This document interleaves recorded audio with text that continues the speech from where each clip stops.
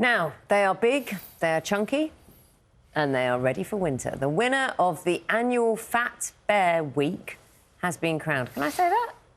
Wow. Or, yeah, is it OK to say that about bears? I don't know. So, let's take you back through a bit of history, a bit of geography. Past 10 years, viewers from around the world have watched as brown bears in Alaska's Katmai National Park eat as much as they can in preparation for the colder weather, something, of course, they rely on to survive.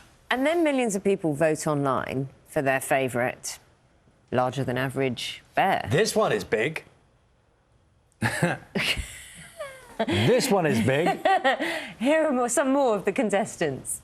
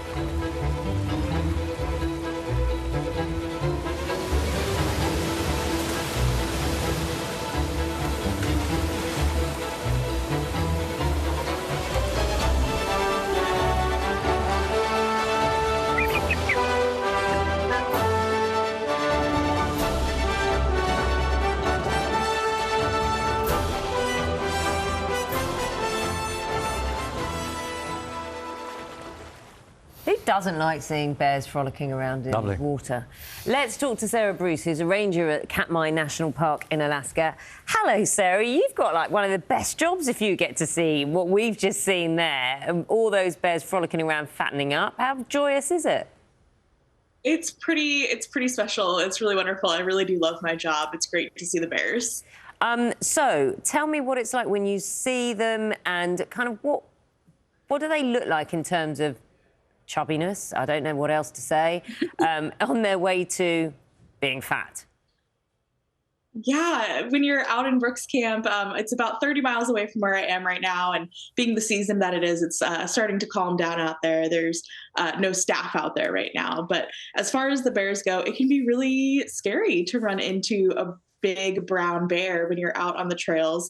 We do have a few elevated walkways and platforms for bear viewing where you can get close to the bears, but the bears can't get close to you. So that's really helpful. And yeah, the fall is the best time in Brooks Camp. These bears, they go from kind of skinny to just these really rotund, fluffy animals. It's really, really cool to see. The best time of the year is the fall when they're nice, fat and fluffy. Sarah, good morning to you. It's Charlie here in the studio. Can you tell us about the winner? Are we allowed to know who the winner is? Yeah, so she was crowned on Tuesday. That is bear 128 Grazer. She's a little bit of an older female. She's the most dominant female on the river.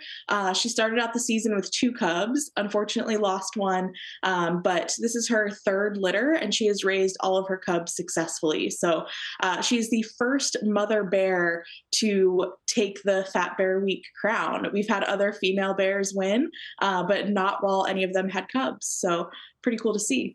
Now, Sarah, I think we've got a live image we can, I think, show our audience here, which is a river where the bears have been spotted in the past. Now, obviously, it's nighttime and it's dark, and I don't know. Do bears go in the water at nighttime? I feel like all the images we've seen, maybe for obvious reasons, in daylight when they're fishing or whatever, but would we see them? Are we looking in vain in these nighttime images if we're looking for a bear?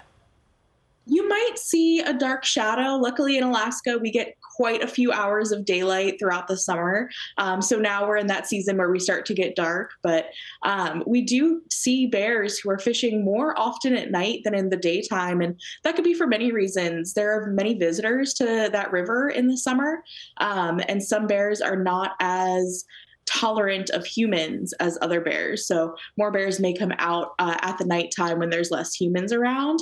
This time of year, though, these bears are in a state called hyperphagia, where they don't have a hormone in them or their hormones have been suppressed to make them feel hungry all the time. They never feel full. So they are out eating and sleeping, basically, is what they do. When they wake up, they eat. They go to sleep, they wake up, they eat. So that's what they're doing at the moment right now.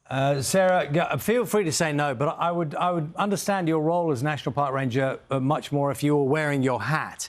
I can see it behind you on the wall. Is that your hat? And is that the one you wear when you're out in the park? We have a plethora of different hats that we wear. This one I might whip out for special occasions. Can we see you in your hat? Oh, gosh. Let me see if I can take it. Oh, is it a long way away? I don't... Oh. All right. It's typically for outdoor use. We don't typically wear hats indoors, but you'll see a lot of rangers out wearing what we call the flat hat, the Stetson. I typically wear my ball cap. It's just a little less susceptible to the wind, so it's a little bit easier to wear, but we do get the fancy flat hats to wear. The picture is now complete. No one wants to see a thin bear, do they? That's not good news for the bear community. Yeah, the bears, when they bulk up for the winter, you know, they go into hibernation and their metabolic rate drops, their respiratory rate, their heart rate. So they're really living off of their fat stores. A fat bear is a healthy bear. So we're celebrating these fat bears. They're definitely not fat shaming. And we want to see them getting nice and healthy and fat. Sarah, thank you very much. Lovely to chat with you this morning. Sarah Bruce, who's a National Park Ranger, talking about Fat Bear Week. It's the only time you're allowed to say fat. It's a good thing, fat bear.